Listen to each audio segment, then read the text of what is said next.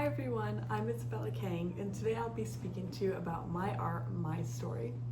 So the overarching theme for my presentation is industrial design and the business of family. So to start out, my journey is a little bit odd because I did start in music and law. I actually didn't have art on my mind at all. I was raised in a very classical family, so art and literature. Some of those things included becoming an orchestral conductor when I was very young. I was very music theory focused. I was a piano teacher and I classically performed, so I did a lot of competitive piano training. The timeline for this looks essentially like childhood until 2023. I was completely focused on piano and literature.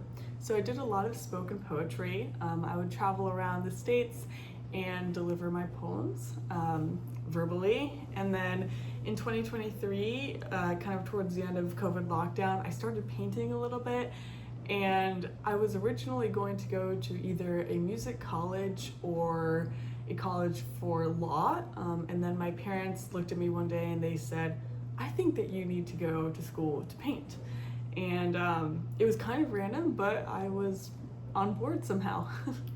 And then in 2024, my painting kind of shifted into doing a little bit more 3D work. So I started my taxidermy. Here's just some of that fine art for you that I was doing. And then I started doing some taxidermy. And after doing 3D work for a little while, I kind of wanted to do something more with that.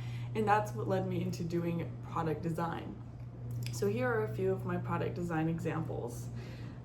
And just because I found so many different ways to do so many different things, that is why my main focus for this presentation is what matters most. So industrial design and the business of family to me means even though I was able to do so many different things, at the end of the day, my journey really just taught me what matters the most to me.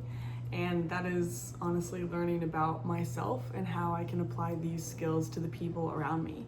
So from music and fine art to industrial design, it all is just great skills that I can utilize to teach the people around me, my family members, and that the main success in my whole journey really just came from learning about myself, about the skills that I could acquire and how I could share those with people around me.